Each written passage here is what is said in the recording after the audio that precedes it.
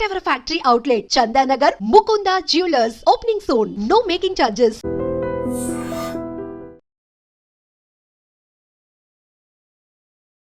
నమస్కారం, welcome to I dream. ధర్మ మార్గం విత్ విజిత కార్యక్రమానికి స్వాగతం.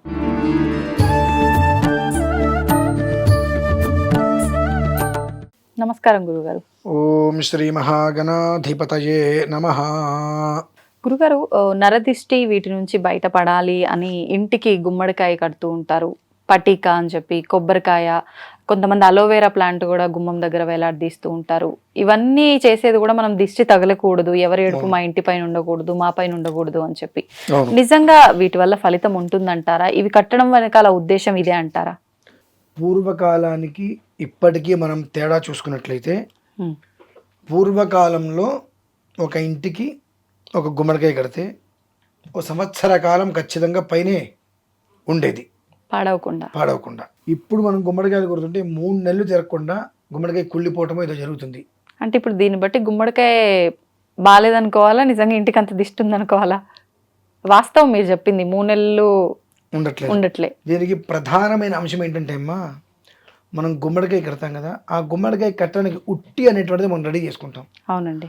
ఆ ఉట్టి అనేటువంటిది ఇవాళ దొరికేటువంటివన్నీ కూడా నెగిటివ్ తీసుకునేవి. అవన్నీ పూర్వకాలంలో తాడుతో ఉండేది ఉట్టి, తాడు లాంటి ఒక పదార్థంతో ఉండేది ఉట్టి. అవును. పీచులు అదంతా దానికి ఉండేది. ఇప్పుడు వేస్టేజ్ అయినటువంటి ప్లాస్టిక్, రీసైకిల్ మీద అన్ని చేసి తీసుకొని వస్తున్నారు. ఈ రీసైకిల్ భూమిలోకి వెళ్ళిపోయింది. రీసైకిల్ ప్లాస్టిక్ వృధావతలు పడేసేవన్నీ కూడా చెత్త ఏం చేస్తుంది? చెత్త మీద చెత్తనే తీసుకుంటుంది, మంచిని తీసుకుంటుందా? తీసుకోదు. ఈ మనం గుమ్మడికాయ పెట్టినా, పటిక పెట్టినా, కొబ్బరికాయ పెట్టినా దానికి ఆధారం. మీరు ఫోన్ కొన్నారు, ఫోన్ కొన్నప్పుడు దాంట్లో ఇంత ఛార్జ్ ఉంటుందిగా, ఎంతకాలం వస్తుంది అది? కొన్ని గంటలు అంతే. మరి ఎక్కువసేపు రావాలని ఏం చేయాలి? మళ్ళీ ఛార్జ్ చేయాలి. అంటే దానికి ఏం కావాలి? చార్జర్ కావాలి కదా.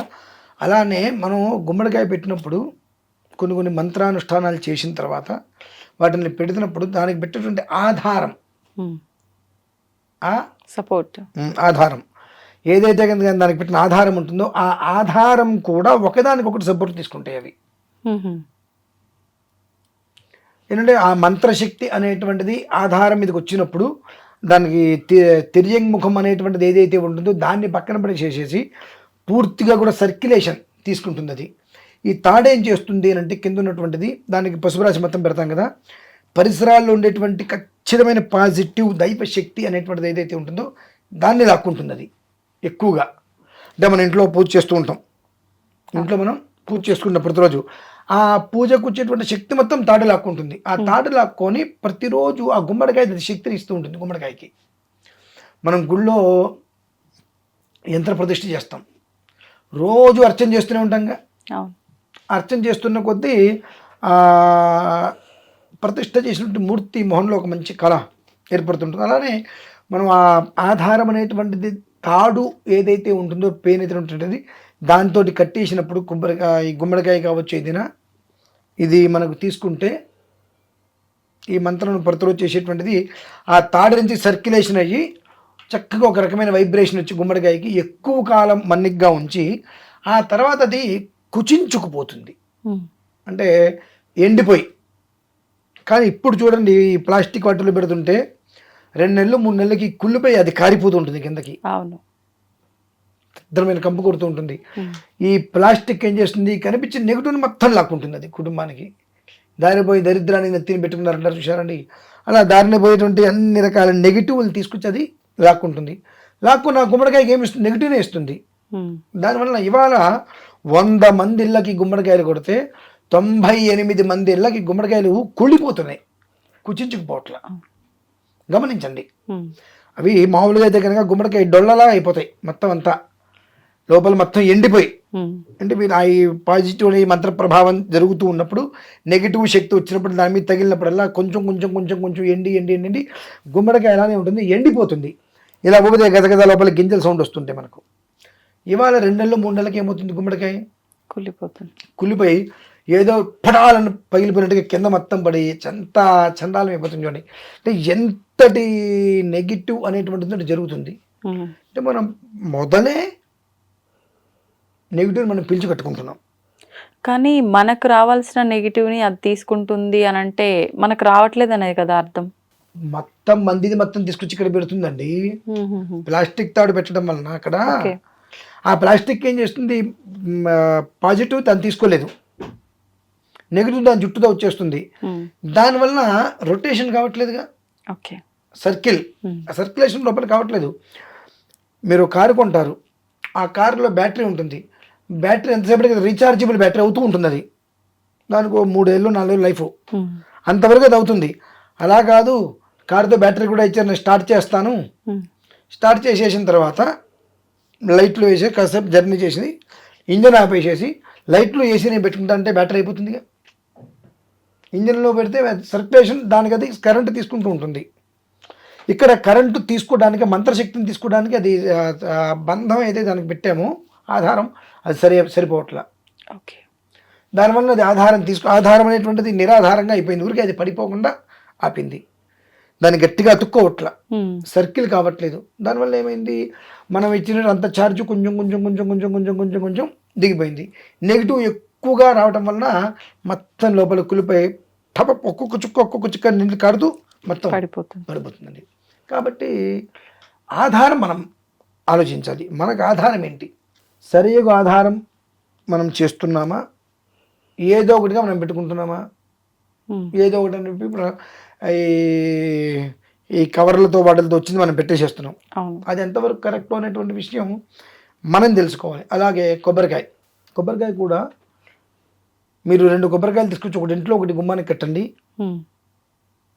మామూలుగా దోషాన్ని హరింపజేసేటువంటి కొబ్బరికాయ, ఇంత కొబ్బరికాయ కడితే ఎండిపోయి ఇంత దగ్గరకు వస్తుంది. అంటే బోండం కట్టాలా, బోండం కడితే అది కొన్ని రోజులకి ఎండిపోయి అంత కొబ్బరికాయ దగ్గరకు వస్తుంది. ఓ సంవత్సరం పాటు ఇంచుమించుగా ఉన్న తర్వాత లోపల గడగడ సౌండ్ వచ్చేటట్టుగా కుడిని వస్తుంది. అదే కొన్ని ప్రదేశాల్లో కొన్ని నెలల ముందు అదే కొబ్బరికాయ కడితే కొంతకాలానికి మొత్తం అలా దగ్గరికి ముడుచుకుపోయినట్టుగా వచ్చేస్తుంది. అంటే ఎంత ఏడుపు, ఎంత నెగిటివ్ ఉందనేటువంటి విషయం అవి చూపిస్తాయి. పట్టిక కూడా అంతేనమ్మా. పట్టికలో ఏం మార్పు ఉంటుంది? కొంతమంది పట్టిక కడతారు, ఒక్కొక్క చుక్క కింద పడిపోతుంది వారు రాలి. పట్టిక ఆ విపరీతమైన ప్రభావాలు కలిగినాయి అంటే ఒక్కొక్క చుక్క కింద పడుతుంటే మీరు తెల్ల బండలు కదా అన్నీ కనిపించవు. నార్మల్గా చూస్తే మనకు కాళ్ళకి ఏదో కాస్త అదిగినట్టుగా చెప్పులు లేకుండా దాని కింద తిరుగుతుంటే ఎప్పటికైనా ఒక్కొక్క చుక్క రాళ్ళ కింద పడిపోతూ ఉంటుంది. అది నెగిటివ్ ఎనర్జీ ఏ స్థాయిలో ఉందనేటువంటి విషయం అవి మనకు తెలియజేస్తుంటాయి ఎప్పటికప్పుడు. అందుకనే పూర్వంలో ఇంటి గృహప్రవేశం అయింది అంటే 1-1.5 సంవత్సరం గుమ్మడికాయ అలా అలానే ఉండిపోయేది, దాని ఒక చూసేవారు కాదు. ఎందువలన నారతో తయారు చేసిన తాడుతో బంధించేవారు. తర్వాత ఒక రకమైన ప్లాస్టిక్ వైర్ వచ్చేది. ఆ తర్వాత ఏమైంది, ఇప్పుడు పూర్తిగా కూడా రీసైకిల్ కవర్స్ తోటి తయారు చేసి పెడుతున్నారు. దాని ఉట్టులాగా మనం బ్రహ్మాండంగా చూడటానికి అయ్యో అని చెప్పి అదే మనం కొడుతున్నాం అంతే. ఇప్పుడు ఈ పటిక కూడా అంటే పరిమాణం తీసుకునేటప్పుడు ఎంత వెయిట్లో తీసుకోవాలి గురుగారు? ఇంత ఉండేది అంటే కేజీలాగా, 1/2 కేజీలాగా అలా కదా? ఇంత ఉండాలమ్మా. ఒక గుమ్మడికాయ ఏ సైజులో కొడుతున్నాం, ఒక కొబ్బరికాయ ఎలా ఉంటుంది అదే సైజులో ఉండాలి. అది దానికి నల్లటి తాడుతో కడుతూ ఉంటారు దిష్టి తగలకుండా అని చెప్పి. పటిక తీసుకొని పటికకి నల్ల తాడు కట్టడం అంటే ఆ దిష్టి పటికకి తగలకుండా తీసుకోవడం. అది మామూలుగా నారతాడులోనే పెట్టి కట్టేయాలమ్మా. అది కూడా అంటే క్లాత్ లో పెట్టి అట్లా కట్టాలి. నారతాడు క్లాత్ ఏమక్కర్లేదమ్మా, డైరెక్ట్ కనిపించాలి బయటకి. అది ఇప్పుడు ఈ కొబ్బరికాయ కట్టిన పటిక కట్టిన ఒక క్లాత్ లో పెట్టి మళ్ళీ ఉట్టిలో పెడతారు కదా, అలా వద్దా? పెట్టకూడదు. దేనికి పెడుతున్నారు అది మీరు? కానీ ఎదుటి మనిషి దాన్ని చూసినప్పుడు ఎదుటి మనిషిలో ఉండేటువంటి చూపు అది నెగిటివ్ తీసుకొని పాజిటివ్ మనకిచ్చి నెగిటివ్ దాని దగ్గర పెట్టుకోవాలి. గొడ్లు కట్టేస్తే ఎట్లా వాటికి? అది చాలా తప్పది. కాబట్టి ఇవి బేసిక్ నాలెడ్జ్ మనం తెలుసుకోవాలి. తెలుసుకోగలిగితే ముందు సగం ఇంటికి పట్టిన పీడ దరిద్రాలు తద్వారా మనం వదిలించుకోవచ్చు. తర్వాత ఏంటి అనేటువంటి విషయం మనం ఆ జాతకాన్ని పరిశీలించడం ఏంటో సెకండరీ. కానీ సగం దరిద్రం అనేటువంటి దీని నుంచే వస్తుంది. కాబట్టి దీని నుంచి మనం బయటపడగలిగితే అదృష్టమేనమ్మా. ఇప్పుడు ఇవి కట్టడం వల్ల మనకు రావాల్సిన ఈ దిష్టి ఇవన్నీ రాకుండా ఉంటాయని చెప్పి నమ్మే కడుతుంటాం కదా, మరి ఇది కట్టినంత మాత్రాన మన పైన ఎవరు ఏడుపు లేదా, అంత బాగున్నామా అంటే అలా ఏం లేదు కదా, బాధపడుతున్నాం కదా. మీరు ఆగుంది ఒక బస్సు, మీరు గబిక్కిన పరిగెత్తుకుంటూ వెళ్ళి చూసుకోకుండా గుద్దడానికి మిమ్మల్ని వచ్చి గుద్దడానికి తేడా లేదా? అది మిమ్మల్ని వచ్చి గుద్దితే మనం ఉండం, మనం వెళ్ళి గుద్దితే కొంచెం దెబ్బ తగిలి నిలబడి ఉంటాం. ఆగిన దాన్ని మనం వెళ్ళి ఏదో యథాలాభంగా వెళ్ళి గుద్దుకోవడం వేరు, మనం ఆగుంటే అది వచ్చి గుద్దుకెళ్ళడం వేరు కదా. ఈ రెండింటికి ఎంత డిఫరెంట్ ఉంటుందో దానికి దీనికి ఎంతేనమ్మా. ఓకే, అది అంటే తెలుసుకోవాలి. జరగాల్సిన ఆ పరిస్థితి ఏదైతే ఉందో ఎక్కువ జరగాల్సిన తక్కువలో పోతుంది. అంత కర్మ ప్రార్థం ఆ మాత్రం అనుభవించవలసిందే, అది పరిస్థితి. గురుగారు, మనకు ఈ మాసంలో వచ్చే అంటే చైత్ర పౌర్ణమికి ఏదో కీడు ఉంది అని చెప్పి కొన్ని వీడియోల్లో మనం చూడడం జరిగింది ఇప్పటికే. ఆ రోజు కనుక మనం పరిహారాలు పాటించకపోతే కొన్ని ఇబ్బందుల పాలవుతాము అని చెప్పి వింటూ ఉన్నాం.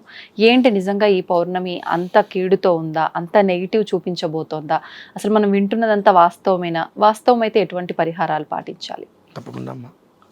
పౌర్ణమి గురించి మనం విన్నవి నేను కూడా చూసా.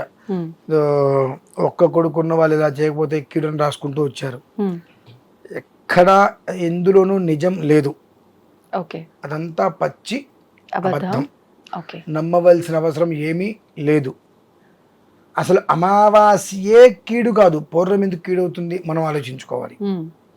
మరి ఈ పౌర్ణమికి ఎందుకు ఇంత విశేషంగా చెబుతున్నారు అంటే, ఉన్నది ఉన్నట్టు చెబితే ఎవరు పట్టించుకోరు కాబట్టి దానికి ఏదైనా కాస్త ఘాటు పదార్థాలు దానికి తగిలిస్తే వామ్మో అని చూస్తారు కాబట్టి చెప్పడమే.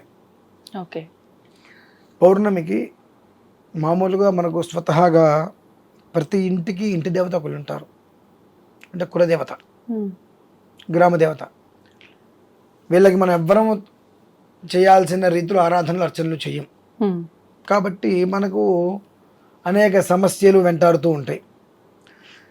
మన కులదేవతకి ప్రతి నెల ఆరాధన చేయాలి. గ్రామదేవత, మనం ఏ ఊరు వెళ్తున్నా మన పక్కన ఉన్న గ్రామదేవతకు నమస్కారం చేసుకొని వెళ్ళాలి. ఊరు నుంచి రాగానే ఇంటికన్నా ముందు గ్రామదేవతకు నమస్కారం చేసుకొని ఇంటికి వెళ్ళాలి, అది లెక్క. అది మనం ఎవరము చెయ్యము. గ్రామదేవతలు కులదేవతలకి ఆగ్రహం బాగా ఎక్కువ.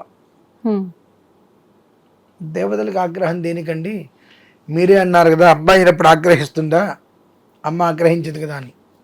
మనం కొన్ని చేయరాని పనులు చేస్తే మన కన్నతల్లి మనల్ని ఎలా అయితే కనుక దెబ్బేస్తుందో, ఆవిడ కూడా ఆ గ్రామాన్ని పరిపూర్ణంగా రక్షించే ప్రయత్నం చేస్తున్నప్పుడు, ఆవిడ నిద్రపోకుండా రాత్రి తెల్లవారులు మొత్తం తిరుగుతూ కాపాడుతున్నప్పుడు ఆవిడ్ని కనిపెట్టుకుని ఉండాల్సిన బాధ్యత ఎవరిది? మనది. అంటే ఎట్లా? నువ్వు ఊరు వెళ్తున్నావు, అమ్మా నేను ఊరు వెళ్తున్నా చెప్పి వెళ్ళిపో. ఊరు నుంచి రాగానే అమ్మ నీ దైవాలో నేను క్షేమంగా మళ్ళీ తిరిగి ఊరితే అని చెప్పి ఇంటికి రా, క్షేమంగా ఉంటావు. ఇది మనం చెయ్యం. అలాగే కులదేవత, మన కులాన్ని ఎప్పటికప్పుడు కూడా మన వంశాన్ని ఉద్ధరింపజేసేటువంటిది మూలాధిష్టానం. ఆ దేవతను మనం మర్చిపోతున్నాం పూర్తిగా. అసలు కులదేవత అంటే ఎవరు అనేటువంటి స్థితికి వచ్చేసాం. కొంతమందికి వెంకటేశ్వర స్వామి కులదేవత. అంటే ఎక్కువగా మన తరతరాలుగా ఏ దేవుని ఆరాధిస్తే ఆయన ఇంటి దైవం కులదైవం అవుతారా గురుగారు? ఎలా మరి? వీళ్ళ యొక్క గోత్రాన్ని అనుసరించి కులదేవత ఉంటారు. కొంతమందికి గోత్రం తెలియనప్పుడు వారి యొక్క స్వగ్రామం ఏదైతే పూర్వంలో స్వగ్రామం ఏదైతే ఉంటుందో ఆ ఆలయంలో ఉన్నటువంటి దేవత ఎవరు, స్వగ్రామంలో ఆలయం ఏంటి, ఆలయంలో ఉన్న దేవత ఎవరు అనేటువంటి తీసుకుంటారు. కొంతమందికి అనువంశికంగా ఆ ఇంటి కులదేవతనే ప్రతి అక్షరంలో ప్రతి పేరులో కూడా మొదటి 2 పేర్లు 2 అక్షరాలు కలుపుకుంటూ వస్తారు, మర్చిపోకూడదని చెప్పి.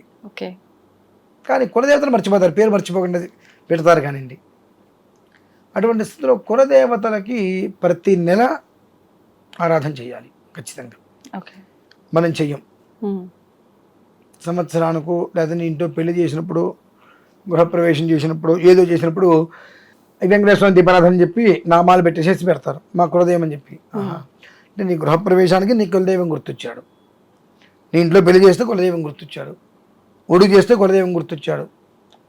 అంటే కులదైవం గుర్తొచ్చేటువంటి ఫంక్షన్ చేస్తే మాత్రమే నీ కులదైవం గుర్తొస్తున్నాడు, లేదంటే నీ కులదైవం గుర్తురావట్లా. వాళ్ళ యొక్క ఆగ్రహానికి మనం బాగా గురవుతాం.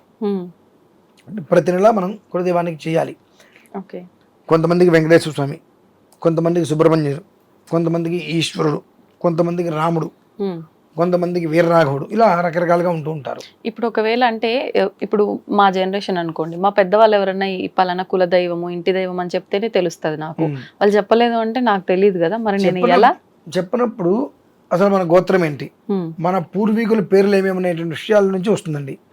గోత్రానికి దగ్గర ఋషులు ఉంటారు, ఆ ఋషి ప్రోక్తాన్ని అనుసరించి మన కులదేవత వీళ్ళు అని వస్తారు. కొంతమందికి మామూలుగా కూడా మా కులానికి అధిష్టాన దేవత ఇట్లా అని చెప్పి చెప్పుకుంటూ వస్తూ ఉంటారు, అది ఒక విధానం. ఇప్పుడు వైశ్యులు ఉంటారు, షావుకారులందరూ కూడా ఏమంటారు, మాకు కన్యకా పరమేశ్వరి కులదేవత అంటారు.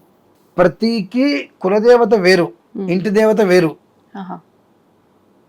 ఆవిడ వాళ్ళ యొక్క కులంలో ఆవిడ ఉద్భవించింది కాబట్టి కులదేవతగా మీరు భావించారేమో, కానీ మీకు ప్రత్యేకంగా వైశ్యులందరికీ ఉండే కులదేవతగా వేరు, కానీ ఏ వంశానికి ఆ వంశ దేవత వేరుగా ఉంటుందండి. రఘువంశం వాళ్ళందరికీ రావడం అంటే ఇష్టమే, కానీ ఆ రఘువంశమునందు ఆ వంశం ఉత్పత్తికి కొన్ని కొన్ని కారణాలు ఉంటాయి, దానికి దేవత ఎవరు ఇలా పరిశీలించుకోవాలి. ఆ దేవతకి ప్రతి నెల అమావాస్య లేదంటే పౌర్ణమి వచ్చినప్పుడు ఆ దేవతకి ఇష్టమైన ప్రసాదాన్ని నివేదనగా పెట్టి సాయంత్రంలో దాన్ని మనం భుజించుకుంటూ ఉండాలి.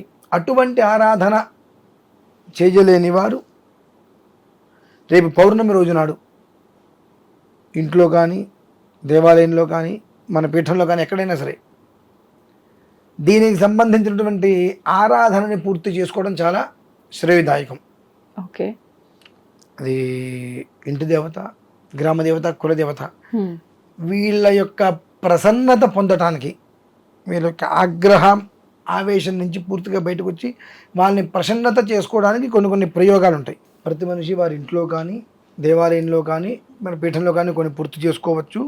అలానే పీఠంలో చేసేటువంటి వాటిల్లో కొన్ని ప్రయోగంగా చేసేటువంటి వైదిక విధానాలు ఉంటాయి, అవి పూర్తి చేసుకోగలిగితే ఈ ఇష్టదేవత, కులదేవత, గ్రామ దేవతలు ఎవరైతే ఉంటారో వారి యొక్క అనుగ్రహం అనేటువంటిది కలిగి అక్కడి నుంచి ప్రతి నెల వారి ఇష్టదేవతకి వారు బెల్లం నైవేదనం, కొబ్బరికాయ నివేదనం, ఏదో ఒకటి నివేదన పెట్టుకుని ఉన్నట్లయితే శాప ప్రభావం నుంచి పూర్తిగా వాళ్ళు బయటపడతారు. ఇప్పుడు ప్రతి నెల వాళ్ళకి సంబంధించింది అని అంటే పౌర్ణమి రోజే చేయాలా, ఏ రోజు చేయొచ్చు, అమావాస్య చేయొచ్చు, ఈ రెండు కుదరలా నెలకు ఒక ఆదివారం పెట్టుకోండి, సండే రాజు ఫ్రీగా ఉంటారు కాబట్టి ఆ రోజు వాళ్ళకి నమస్కారం చేసుకొని వాళ్ళకి చిన్న వెంకటేశ్వర స్వామితో దీపారాధన చేసుకోవడం, ఎవరు ఏ దేవత అయితే ఆ దేవతకు ఒక ఆరాధన ఉంటుంది, 10-15 నిమిషాలు చేసుకొని నమస్కారం చేసుకుని ప్రసాదం తీసుకునేటట్టుగా చేసుకోవచ్చు. అలాగే రేపు చైత్ర పౌర్ణమి రోజు నాడు లంకమ్మ అమ్మవారి సంబరం ఉంటుందమ్మా.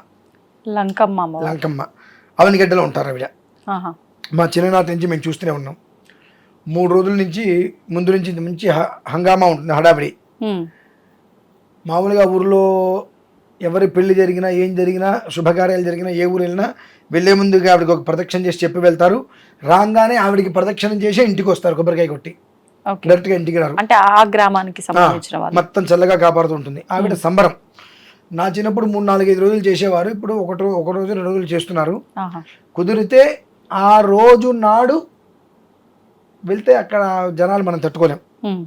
2 రోజుల ముందు 2 రోజుల తర్వాత వెళ్ళి ఆవిడ నమస్కారం చేసుకుని రాగలిగితే ఒక రకమైనటువంటి గ్రామ దేవతలు వీళ్ళు మొత్తం 108 మంది అమ్మ. మనందరికీ తెలిసింది ఎల్లమ్మ, పూచమ్మ, పెద్దమ్మ, వీళ్ళు మాత్రం ఇక్కడ మనకు తెలుసు. అంతేగాని నాంచారమ్మ, తలుపులమ్మ, లంకమ్మ అనేటువంటి పేర్లు ఇక్కడ ఎవరికి కూడా తెలియవు. గ్రామ దేవతలో ముఖ్యులు మన తెలంగాణలో మాత్రమే గ్రామ దేవతలు ఉంటే పెద్దమ్మ తల్లి ఇట్లా కొంతమందిని కొన్ని రకాలుగా ఆరాధిస్తారు, కానీ అక్కడ అట్లా కాదమ్మా. ఆరాధించే విధానాలు అవన్నీ కూడా వేరే విధంగా ఉంటాయి. ఒకటే తమ్ముడు అందరికి 108 మంది అక్క చెల్లెలకి పోతరాజు. అంటే ఈ చైత్ర పౌర్ణమి రోజు నాడు అవనిగడ్డ వెళ్ళి లంకమ్మ అమ్మవారి అంటే పౌర్ణమికి ముందు రోజు తర్వాత రోజు అమ్మవారి దగ్గరికి వెళ్ళి ఆలయం చుట్టూతో తిరిగి ఒక ప్రదక్షిణ చేసి నమస్కారం చేసుకుని ఒక కొబ్బరికాయ కొట్టుకుని దర్శనం చేసుకొని రాగలిగితే ఒక రకమైనటువంటి యో దోష సమాధానం తద్దోష ప్రాయశ్చిత్తం లభ్యమవుతుంది. ఇక్కడ కొన్ని ప్రాయశ్చిత్తాలు చేసుకొని ఇక ప్రతి పౌర్ణమి, అమావాస్య 4 వారాల్లో ఏదో ఒక ఆదివారం పెట్టుకొని ఆ రోజు నాడు మన ఇంట్లో ఇష్టదేవతని, కులదేవతని ఆరాధన చేసుకోగలిగితే జీవితంలో శాపం అనేటువంటి వాటి నుంచి ఉపసంహారం జరుగుతుందమ్మా. అది పరిస్థితి. ఇప్పుడు ఈ అమ్మవారు ప్రత్యేకించి ఆ గ్రామానికి సంబంధించిన దేవత కదా, అంటే మనం వెళ్ళి అక్కడ ఆ గ్రామ దేవతకు దర్శనం చేసుకొని రావటం, గ్రామ దేవత వాళ్ళు 108 మంది అక్క చెల్లెలు. ఇందులో ప్రభావ ప్రతిపాదికలు కొన్ని ఉంటాయి, వాటిని మనం తీసుకోవాలి. అంటే మూలం అంటే ఇప్పుడు చైత్రము అనేటువంటిది మనకు యుగాదికి ప్రారంభం. మొదటి 15 రోజులలో వచ్చేటువంటి విధానంలో 9 నుంచి వసంత నవరాత్రులు కూడా మనం చూస్తున్నాం. అవును, అవి అక్కడికి పూర్తవుతాయి. ఓకే. ఆ పూర్తయ్యేటువంటి పరిస్థితులలో ఏ దేవతకి, గ్రామ దేవతకి ఎక్కడైతే కనుక విశేషమైన ఆరాధన ఇవాళ రేపు ఎల్లుండి లేదంటే ఒక సంవత్సరం 2 నెలలుగా కాదు, అనాదిగా కొన్ని సంవత్సరాలుగా దశాబ్దాలుగా ఎక్కడైతే జరుగుతుందో అక్కడికి ఈ మిగిలినటువంటి 107 మంది అక్కచెల్లెలు వస్తారమ్మా. మిగిలిన మిగతా అక్క చెల్లెలు 107 అక్క చెల్లెలు కూడా అక్కడికి వచ్చి కొలువై ఉంటారు కనుక అక్కడికి వెళ్ళమంటున్నాను నేను ప్రత్యేకంగా. అంటే ఎలాగో వాళ్ళు అక్కడ సంచరిస్తూ ఉంటారు కాబట్టి వాళ్ళని కూడా దర్శనం, అంటే మనం కంటికి కనిపించకపోయినా మన కంటికి కనిపించరు, అందరి దర్శనము మనకు లభ్యమవుతుంది. ఆ 107 అక్క చెల్లెలు కూడా అక్కడికి వచ్చినటువంటి ప్రదక్షిణ చేసినటువంటి నమస్కారం చేసిన వ్యక్తిని చూసి ఓకే సరే ఎక్కడ కుదరకపోయినా ఎక్కడ చేసినా చేయకపోయినా ఇక్కడికి వచ్చి ఉన్నాడు కాబట్టి ఇక నుంచి గ్రామ దేవతగా మనం చేయవలసింది మనం వారికి ఒక దారిని ఏర్పాటు చేద్దాం. ఇప్పుడు అక్కడికి వెళ్ళి మనం ఏదైనా విధానం ఆచరించాల్సి ఉంటుందా, ఊరికే దర్శనం చేయండి, కొబ్బరికాయ కొట్టండి, నమస్కారం చేసుకోండి, ప్రసాదం తీసుకుంటూ వచ్చేసేయండి చాలు. రెండోది ఏం చేయక్కర్లేదు, అక్కడ ఈ బలి ఇవ్వాలి అవి ఇవ్వాలి ఏమీ అవసరం లేదమ్మా. ఆ ఒక్కటే చేయి చాలు. అంటే ఇంకా యోగం ముందు ఒక నిద్ర చేశారండి అంతే, అంతకుమించి ఏం లేదు. అది ఒక్కటి చేయగలిగితే ఏంటంటే అక్కడ చాలా పెద్ద పెద్ద ప్రభలు వస్తాయి. మా రాత్రి తెల్లవారులు మేము పడుకునే వాళ్ళం కాదు, చిన్న చిన్న నుంచి 100 అడుగులు ప్రభలు తిప్పుతూ ఉంటారు అక్కడ అమ్మవారి దగ్గరికి. చివరి ప్రభ వీళ్ళందరికీ మేము పడుకునే వాళ్ళం కాదు, అంత కోలాహలంగా భక్తితో జరుగుతూ ఉంటుంది అక్కడ. కాబట్టి ఆ విధానంలో ఆ కోలాహలానికి ముందో తర్వాతో మనం పాల్గొని ఆ 108 మంది అక్క చెల్లెళ్ళు కొలువైనటువంటి పరిస్థితులు ఎక్కడైతే ఉంటుందో అక్కడ ఆ సమయంలో మనం దర్శనం చేసుకుని రావాలి. ఈ చైత్ర పౌర్ణమికి చిత్తా నక్షత్రంతో కూడి ఉంటుంది కాబట్టి యుగాది నుంచి 15 రోజులు, నవమి నుంచి 9 రాత్రులకి పూర్తి విధానంలో పూర్తవుతుంది కాబట్టి ఆ సమయంలో ఏ చోట అమ్మవారికి ఇక్కడ జాతర అంటారు, అటువైపు సంబరం అంటారు, జరుగుతుందో ఆ సంబరముల దగ్గరికి వీళ్ళందరూ కూడా కొలువై ఉంటారు కనుక అక్కడికి వెళ్ళమని చెప్తున్నాను అంతే. గురుగారు, మామూలుగా మనం మొక్కులు మొక్కుతూ ఉంటాం, ఎక్కడికన్నా దేవాలయాల దగ్గరికి వెళ్ళినప్పుడు కానివ్వండి, క్షేత్రాలకు వెళ్ళినప్పుడు కానివ్వండి, లేదు ఎక్కడికి వెళ్ళకపోయినా మనం ఇంట్లో ఉండైనా పలానా కనుక మేము అనుకున్నది నెరవేరితే పలానా ఇది అని చెప్పి ఏదో ఒక మొక్కు మొక్కడమో, ముడుపు కట్టడమో ఇలాంటివి చాలా చాలా చేస్తూ ఉంటాము. కొన్ని సందర్భాల్లో ఆ మొక్కులు మర్చిపోతుంటాము, కొన్ని సందర్భాల్లో గుర్తున్నప్పటికీ అవి తీర్చుకోలేకపోతుంటాం సరైన సమయానికి. అంటే ఎందుకు ఇలా అవుతుంది, ఆ మొక్కు తీర్చుకుందాం అనుకుంటున్నాం కానీ తీర్చుకోలేకపోతున్నాము అని ఆలోచిస్తూ ఉంటారు. అసలు వెళ్ళలేకపోతున్నామే, ఇది ఆలస్యం చేయడం వల్ల ఏదైనా అనర్థాలు జరుగుతున్నాయని చెప్పి భయపడే వాళ్ళు ఉంటారు. ఇలాంటి మొక్కులు తీర్చుకోవడానికి సరైన సమయం ఏదైనా ఉందా? ఒకవేళ మర్చిపోయిన వాళ్ళు, అంటే మర్చిపోవడం అంటే మొక్కేదో మొక్కినా మనకు గుర్తుంటుంది, ఏం మొక్కేమో అనేది మర్చిపోతారు, అటువంటి వారు ఏం చేయాల్సి ఉంటుంది? మొక్కులు నిజమే మీరు అన్నమాట, సంబంధం లేకుండా ఎందుకు మొక్కుకుంటున్నారో కూడా తెలియకుండా, ఈ మొక్కు దీనికోసం మొక్కుకున్నామనేటువంటిది గుర్తుకు లేకుండా అనేక మొక్కులు మొక్కేసుకొని అవి తీర్చడానికి సమయం లేక ఎలా తీర్చాలో తెలియక ఎంతోమంది ఇబ్బందులు పడుతుంటారు. తద్వారా ఆటంకములు, అప్పులు, అవమానాలు, అగచాట్లు, అన్యాయం, అనివార్యంగా జరిగేటువంటి అనర్థములు, ఇటువంటివన్నీ కూడా అనివార్యంగా జరిగేటువంటి విషయాలు అయితే అనర్థములు. ఇలా ప్రతి ఒక్కటి కూడా 8-9 విధానాలుగా మనిషిని పట్టేసుకుంటుంది పూర్తిగా. ప్రశాంతంగా వదలదు, అలా గట్టిగా పట్టుకొని కూడా కూర్చోదు. ఈ స్థితిలో మనిషి నిజంగా అల్లల్లాడిపోతూ ఉంటాడు ఏం అర్థం కాని పరిస్థితుల్లో. ఇట్లా ఏ మొక్కు ఎవరికి మొక్కాము అనేటువంటి విషయాలు ఏవీ తెలియకుండా సతమతమయ్యేటువంటి వారందరూ కూడా రేపు 21వ తారీఖు ఏప్రిల్ 21 శ్రవణ నక్షత్రమమ్మ. ఆ రోజునాడు శ్రీవారికి చేయవలసినటువంటి కొన్ని విధానాలను కనుక ఆచరించినట్లయితే అక్కడితో ఆ అగచాట్లకు స్వస్తి పలకచ్చు. అనేక మొక్కులు ఉంటాయి, రాముడి వారికి పెడతాము, కృష్ణుడికి పెడతాము, గణపతికి పెడతాము, అందరికీ గుర్తుండవు. ఈ యొక్క మొక్కులన్నిట్లని కూడా ఎవరు ఏ విధానాన్ని అనుసరించుకుంటూ వస్తారో అవన్నీ గుర్తులేనప్పుడు మన ఇంట్లో ఉన్న ముడుపులు ఉంటాయి.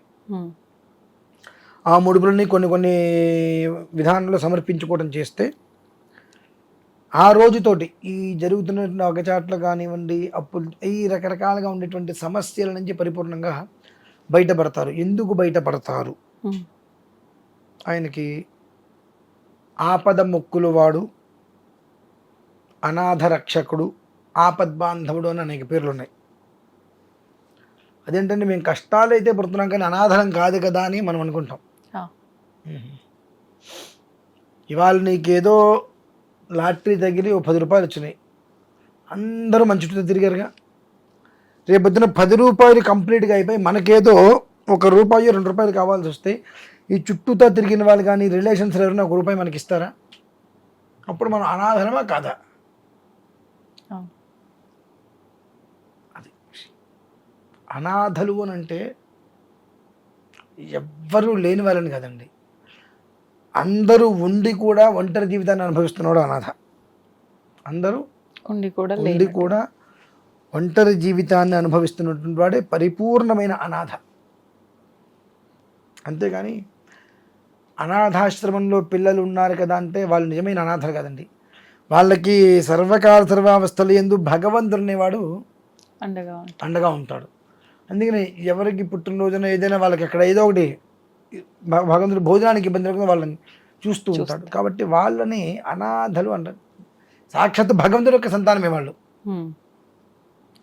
కానీ అనాథలు అంటే ఎవరు అంటే 10 మందికి ఉపకారం చేసి తనకు కష్టం వచ్చిన పరిస్థితులలో అయిన వాళ్ళనే కాకుండా తన భార్య కూడా తనని అర్థం చేసుకోకుండా అపార్థం చేసుకొని నీ బ్రతుకు నీది, నా బ్రతుకు నాది, నువ్వు అన్ని రకాలుగా మళ్ళీ స్థిరత్వం అయిన తర్వాత నేను తిరిగి వస్తాను అని అసలే బాధపడుతూ, అంటే మూలిగే నక్క మీద తాటికాయ పడ్డట్టుగా 10 రకాల బాధని దిగమింగుకొని అందరికీ అన్ని రకాల ఉపకారాలుగా చేసి ఇవాళ మనకు కష్టం వస్తే బయట ఎవ్వరు మనకి ఎలాంటి ఉపకారం చేయలేకపోయినా నా భార్య నాకు తోడుగా ఉంది కదా అనుకున్నటువంటి ఆమె కూడా సూటిపోటి మాటలు పొడుస్తున్నప్పుడు వాడు నిజమైనటువంటి అనాథ అవుతాడా కాదు? ఒక్క మాట చెప్పండి. అవుతారు. వాడు మానసికంగా అనుభవించేటువంటి ఆవేదన ఎవరికైనా చెబితే అర్థం చేసుకుంటారా? వింటారా? అబద్ధం చెప్తున్నాడనో అప్రమాణాలు చేస్తున్నాడనో అనుకుంటారు మినహాయిస్తే వాడు పడేటువంటి మెంటలు బాధ, మానసిక ఆవేదనలు అర్థం కావు ఎవరికి. ఇవన్నీ ఈ దేనికి జరుగుతాయి? ఎక్కడో అతనికి తెలియకుండా తన భార్యో లేదా నా కూతురి జీవితం ఇలా ఉంటే నేను ఇలా చేస్తాను, అత్తగారో మామగారో నా కొడుకు కోడలు బాగుంటే నేను ఇలా చేస్తాను చెప్పి అమ్మో నాన్నగారు వీళ్ళు ఎవరైనా ఏదన్నా ఒక మొక్కుకొని కనుక మర్చిపోతే అది వాడు అనుభవిస్తాడండి. అట్లా వాడు అనుభవిస్తాడు. ఎందువలన?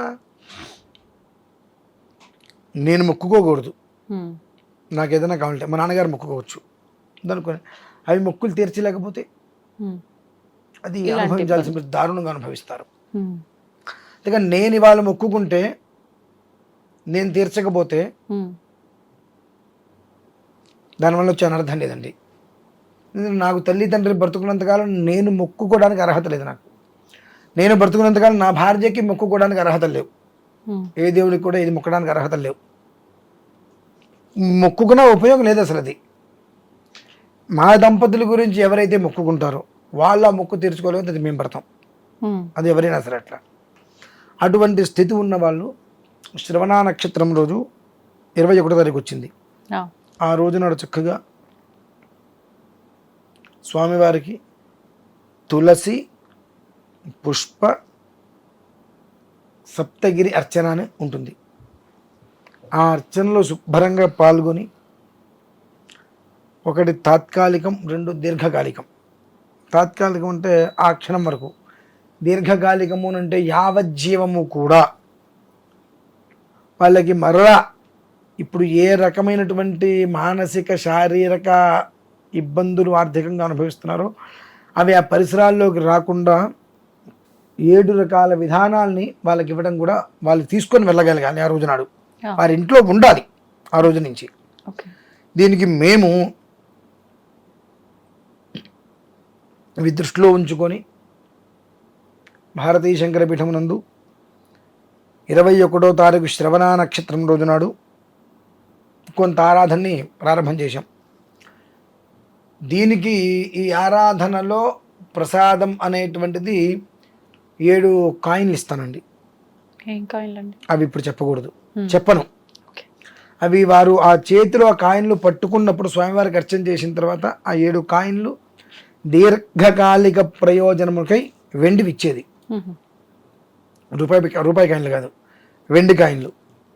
దీర్ఘకాలిక ప్రయోజనముకై అవి ఇచ్చినప్పుడు అవి వారు ఎప్పుడైతే తీసుకెళ్ళి వారి ఇంట్లో దేవుడి దగ్గర బీరువాలను పెట్టుకుంటారో, దేవుడి దగ్గర కనీసం పెట్టుకుంటారో కాయిన్లు వారి చేతిలో పట్టుకోగానే అర్థమైపోతుంది ఈ రోజు నుంచి సాక్షాత్తు వెంకటేశ్వర స్వామి వారు పాలయ గోవింద శేషాచలపతి గోవింద వెంకటరమణ సంకటహరణ తవచరణ పాలయ గోవింద శేషాచలపతి గోవింద అన్నట్టుగా స్వామివారు ఇవాళ ఆ కాయిన్లు చేతిలో పెట్టిన తర్వాత ఈ రోజు నుంచి నా ఇంటికి వచ్చేస్తున్నారా స్వామివారు అన్నట్టుగా వాళ్ళ మనస్సుకి వాళ్ళకి ఒక రకమైన వైబ్రేషన్ వస్తుందమ్మా. ఆ స్వామివారు వచ్చి వాళ్ళ ఇంట్లో 7 కాయిన్ల రూపంలో కొలువై ఉన్నారు అంటే వారికి ఇంకొకసారి మొక్కనో ఇంకోటనో వాడేవడో ఇబ్బంది వీడేడో ఏదో చేసేటటువంటి పరిస్థితుల్లో ఒక సమస్య వాడికి రాగలుగుతుందా? రాదు. అటువంటి అంతటి అద్భుతమైనటువంటి దివ్య యోగ భరితం అనేక రకాలుగా ఆటంకాలు, అప్పులు, అవమానాలు ఇట్లా చెప్పుకుంటూ పోతే మనిషికి కష్టం అనేటువంటిది తీసుకొచ్చే విషయాలు ఎన్నో ఉంటాయి. అటువంటి వాటిల నుంచి ఆ రోజుతో బయటపడతారమ్మా. ఇక ఆ ఒక 7 కాయిన్లు ఎవరి ఇంటికైతే వస్తాయో, ఎవరింటికైతే ఎవరు తీసుకెళ్తారో వారి ఇంట్లో 7 అంటేనే వృద్ధి, అనేక రకములైన వృద్ధి, ఏ రకంగానూ కూడా వృద్ధి అనేటువంటి దానికి లోటు లేకుండా సుఖంగా ఉంటుంది వాళ్ళ జీవితం. కాబట్టి ఇటువంటిది ఏదైనా ఉన్నది అనుకున్న వారు వారి ఇంట్లో అయినా చేసుకోవచ్చు, లేదంటే భారతీయ శంకరపీఠంలో నిర్వహించేటువంటిది వెంకటేశ్వర స్వామి వారికి సంబంధించి ఏదైతే ఆరాధన చేస్తున్నామో అందులో పాల్గొని ప్రత్యక్షంగా స్వామివారికి అర్చన అనంతరం ఆ ఒక్క ఇచ్చేటువంటి 7 కాయిన్లు ఏవైతే ఉంటాయో నేను ఇచ్చేంత వరకు కూడా దాంట్లో ఉండేటువంటి అద్భుతాన్ని నేను చెప్పను. అవి చేతిలోకి పట్టుకుని చూసిన తర్వాత అనిపిస్తుంది. ఒళ్ళంతా ఒక రకమైన పులకరంతో వచ్చి రోమాలు లెక్కపరుచుకుంటాయి మా చేతిలో పెట్టుకోగానే. అటువంటి వారి ఇంటికి తీసుకెళ్తే వారికి కర్మఫలము అనేటువంటి దాని శుభమే అనుభవిస్తారు తప్పితే దుష్కర్మ ఫలాన్ని అనుభవించరు కదా. కాబట్టి ఆ ఒక్క విధానంతో ఈ అనుకోకుండా రకరకాలుగా అనుకున్నటువంటి ఏవైతే ఈ యొక్క ముడుపులు అనేటువంటివి తీర్చలేక అనవసరమైన సమస్యలు మొత్తం కొని తెచ్చుకొని అయితే ఉన్నారో వాటి నుంచి పూర్తిగా బయటపడతారమ్మా. ఇందాక అనుకున్నాం కదా, మొక్కున్నాం కానీ మర్చిపోయాము ఏం మొక్కామో, అలాంటి వాటి నుంచి విముక్తి పొందుతారా, లేదంటే అది గుర్తొచ్చి తీర్చుకునే అవకాశం? విముక్తి పొందుతారు. విముక్తి పొందుతారు. విముక్తి పొందుతారు. మన ఇంట్లో ఒక ముడుపు కట్టాం, మీరు ప్రత్యక్షంగా రాగలిగితే ఆ ముడుపు తీసుకొచ్చి దేవుడికి పెట్టామో తెలియదు, ఆ ముడుపు తీసుకొచ్చి ఇచ్చేయాలి. ఎప్పుడు కూడా మనం పెట్టినటువంటి పదార్థం లోపల దుమ్ము పట్టి ధూళి పట్టి ఏదైతే ఉంటుందో అది దాంట్లో జీవం పోయినట్టే, పనికిరాదు. కొంతమంది అన్ని ఒడ్లు మూట కడతారు, కొన్ని రోజులుగా బియ్యం మొత్తం పిండి అయిపోయి ఒడ్లు పొట్టు ఉంటుంది, అయిపోయింది ప్రారంభాలు అన్నీ. కాబట్టి కొంతమంది కొబ్బరికాయ ముడుపు కడతారు. ఆ కొబ్బరికాయ ముడుపు కట్టిన తర్వాత దాన్ని సమర్పించేటువంటి సమయంలో ఆ కొబ్బరికాయ ఏమవుతుంది, లోపల కొబ్బరికి మొత్తం నీళ్ళు మొత్తం ఆరిపోతాయి, కొబ్బరి మొత్తం కురుడి అయిపోతుంది. మరి ఎందుకు ముడుపులు కడతారో తెలియదు. అటువంటివి ఏదైనా ఉంటే ఆ రోజున పీఠాన్ని తీసుకుని వస్తే దాని తగ్గ ప్రాయశ్చిత్త పరిహారాలు అక్కడే మనం వెంటనే నివృత్తి చేయొచ్చమ్మా. ఓకే, అది పరిస్థితి. ధన్యవాదాలు గురుగారు. పరమేశ్వర.